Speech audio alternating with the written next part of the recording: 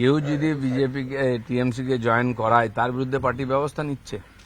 কাউকে জয়েন করানো হয়নি এখনো পর্যন্ত। আর যারা যোগাযোগ রেখেছে বা অনৈতিক কাজ করেছে 250 জনকে পার্টি শোকজ করেছে, তার মধ্যে 30 জনকে সাসপেন্ড করে দিয়েছে পার্টি।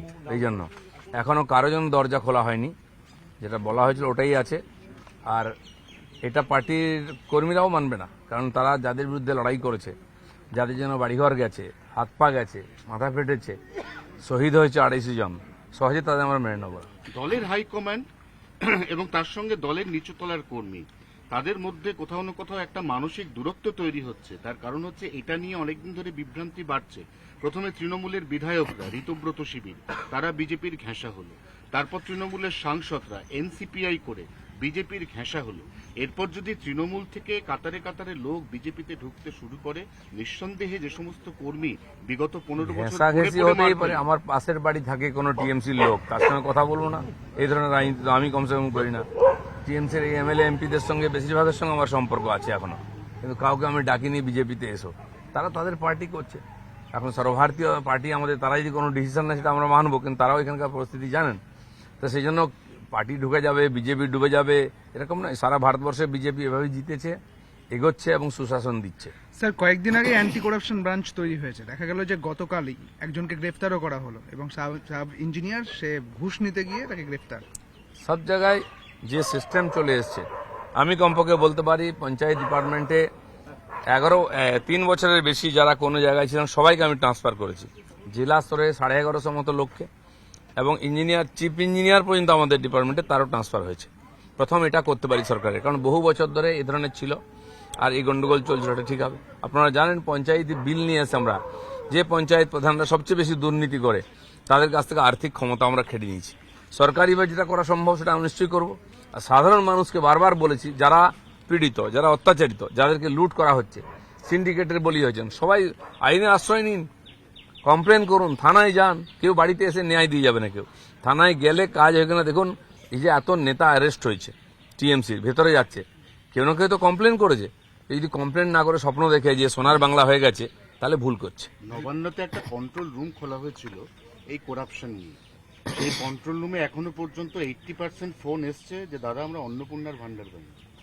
তো এর সঙ্গে করাপশন কি সম্পর্ক? নেই তো। তারা পশ্চিমবাংলার, বললাম তো, নিজের কি পাবো তার জন্য সবাই চিন্তা করছে। কি করে করাপশন বন্ধ হবে? কারণ বেশিরভাগ লোকই করাপশনের সঙ্গে যুক্ত। বাড়ি করার জন্য অবৈধভাবে টাকা দিয়ে কে ওখান থেকে প্ল্যান পাস করায়? খালে, বিলে, রাস্তা, ইরিগেশনের জায়গায় বাড়ি করেছে তো সাধারণ মানুষ, টাকা দিয়েছে নেতাদেরকে। তো যে দিয়েছে আর যে নিয়েছে দুজনেই সমান দোষী। কেন সরকার তার কাজ করে যাচ্ছে করাপশন বন্ধ করার জন্য। মাটির স্তরেও আপনারা দেখেছেন, আমাদের মন্ত্রী, স্বাস্থ্যমন্ত্রী হসপিটালে যাচ্ছেন, আমাদের পূর্তমন্ত্রী তিনিও গিয়ে দেখছেন, মাননীয় মুখ্যমন্ত্রী নিজে থানায় গিয়ে, ফায়ার ব্রিগেডে গিয়ে ওখানকার পরিস্থিতি খতিয়ে দেখছেন। তো রাতারাতি কেউ যদি মনে সোনার বাংলা হয়ে যে ভাবে, এটা ভুল হচ্ছে, সময় লাগবে। এত বছরের যে জেমে আছে ক্লেদ, সেটা দূর করতে 6 মাস 1 বছর তো লাগবেই। কাজ হচ্ছে না এরকম নয়, কাজ হচ্ছে, কিন্তু তার একটা সীমা আছে। এতদিন পর্যন্ত যে সরকার ছিল সেখানেও কিন্তু এই দুর্নীতি ছিল। 4000 কোটি বিনিয়োগ করছে। কালকে মুখ্যমন্ত্রী বলেছেন শিল্পের অমৃতকাল শুরু হচ্ছে, 2 বছরের মধ্যে পশ্চিমবঙ্গ শিল্পে স্বনির্ভর হয়ে যাবে। একদম ছিল স্বনির্ভর বাংলা শিল্পেতে, তার চেয়ে ভালো জায়গায় যাবে। কারণ এতদিন যে সরকার ছিল তাদের কাছে কত জমি কোথায় আছে তার কোনো হিসাব নেই, কোনো নীতি নাই ইন্ডাস্ট্রির জন্য কি করা উচিত। এইগুলো পলিসি ম্যাটার, সময় লাগে। আর সরকার জমি খুঁজে বার করছে, তার জন্য টিম তৈরি করেছে মিনিস্টারদের, যারা এটা ভাবনা চিন্তা করবেন। লোকেরা জায়গা খুঁজছে, কাজ করতে চায়, যাত্রার কাছে। আমার কাছে রোজ 10টা 20টা লোক আসছে, নতুন ব্যবসা করবে, নতুন প্রজেক্ট করবে, ফুড প্রসেসিং থেকে আরম্ভ করে অন্যান্য ইন্ডাস্ট্রির জন্য। তারা প্রপার গাইডেন্স পাচ্ছে না। এটা করতে করতে 1-2 মাস লাগবে পুজো পর্যন্ত পুরো পলিসি ঠিক করে অফিসে এটা নামাতে। তখন তারা গাইডেন্সও পাবেন।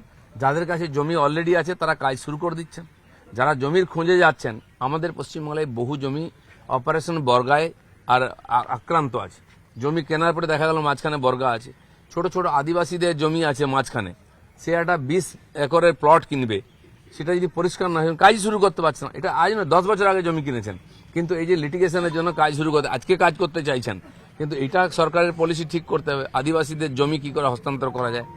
এবং যত অপারেশন বর্গা সিপিএম হয়েছিল, তারা কেউ চাষ করে না, কিন্তু জায়গাটা হয়ে গেছে কন্ট্রোভার্সিয়াল, সেখানে কাজ করা যাচ্ছে না। এগুলো দূর করতে একটু সময় লাগবে।